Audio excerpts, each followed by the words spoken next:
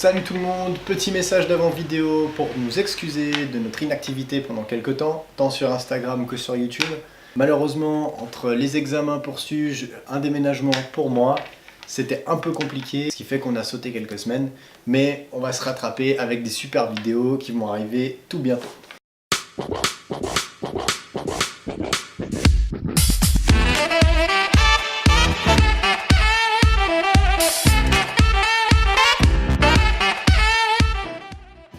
Salut à tous, c'est Dim.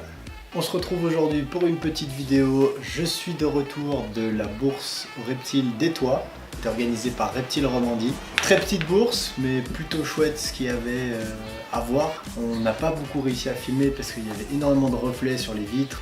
Par contre, on a décidé de vous faire une petite vidéo unboxing parce que j'ai acheté quelques trucs. Je suis plutôt content. J'ai été assez raisonnable, mais j'ai acheté une espèce que j'aime bien depuis un certain temps et que j'avais vraiment envie d'avoir, donc je suis content de l'avoir trouvé. Je vous montre ça tout de suite. Alors on commence l'unboxing avec tout ce qui est matériel. J'ai acheté ce petit dôme réflecteur pour le GAN, le Pogona. J'ai acheté ça parce que jusqu'à présent, là où j'étais, il y avait des problèmes d'isolation. J'avais mis des lampes en céramique pour avoir une bonne température parce qu'en hiver c'était l'horreur.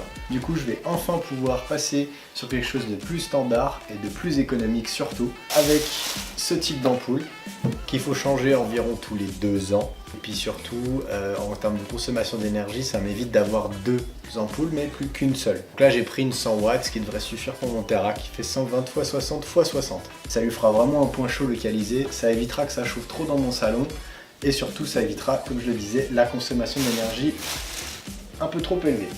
J'ai acheté des grillons moyens et petits. On arrive aux choses sérieuses, j'ai craqué pour une petite Fidipus Regius, araignée sauteuse d'Amérique du Nord. Donc j'ai décidé d'acheter un mâle. Donc les mâles ont les chélicères qui sont vert métallique, c'est assez impressionnant. J'étais parti sur prendre un mâle et une femelle pour pouvoir faire de la reproduction. Maintenant, je suis déjà assez rempli ici, je pense que ça fait un trop gros projet en tout cas pour l'instant. Donc j'ai ici une grosse boîte Braplast en plastique, dans laquelle j'ai mis de la tonte de coco, une branche, je rajouterai quelques décors type feuilles, et puis surtout on va percer le couvercle pour avoir une bonne aération. Donc je vais tout de suite brancher mon fer à souder. Le fer à souder est chaud et on va attaquer le perçage de la boîte Braplast. Donc j'utilise des fers à souder parce que c'est vraiment plutôt pratique. Ça va assez vite, ça fait des trous très précis sans brûler le tour du plastique. Alors là, c'est vraiment des trous super propres. Et là, j'ai une pointe d'une taille assez raisonnable, ce qui fait que la Fidipus ne pourra pas sortir.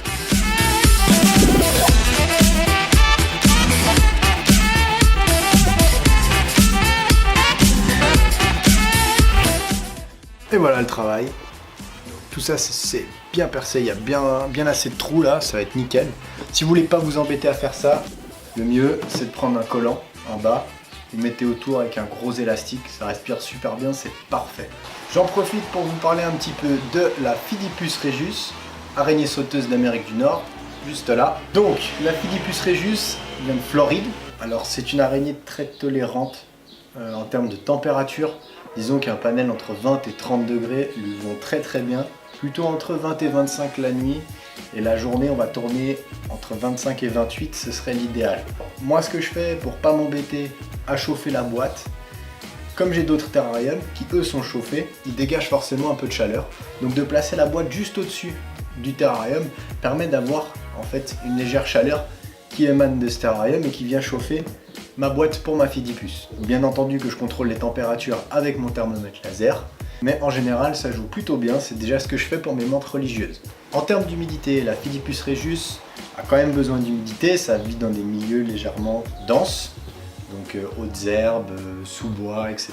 Donc c'est important de lui proposer déjà des choses pour s'accrocher comme des branchages, etc. Et en termes d'humidité, de vaporiser 3 à 4 fois par semaine, c'est plutôt pas mal. Elles vont s'hydrater grâce aux gouttelettes qu'elles vont trouver sur les parois et sur les décors. Ça sert à rien de mettre un bac d'eau, il y a trop de risques de noyade. Elles font entre 1,5 cm et 2,5 cm pour les plus grosses. En général, les femelles sont plus grosses que les mâles. Cette fois, c'est parti pour l'installation de la Philippus. Donc, mon écorce de coco, ma branche. J'ai récupéré dans un autre terrain un bout d'une fausse plante que je vais placer à l'intérieur. Étant donné qu'elle a fait le trajet, etc., je pense que ça va lui faire du bien d'avoir un peu d'humidité. Donc, je vais bien vaporiser dans la boîte, bien dans le substrat aussi. Ça garde une bonne humidité. Voilà.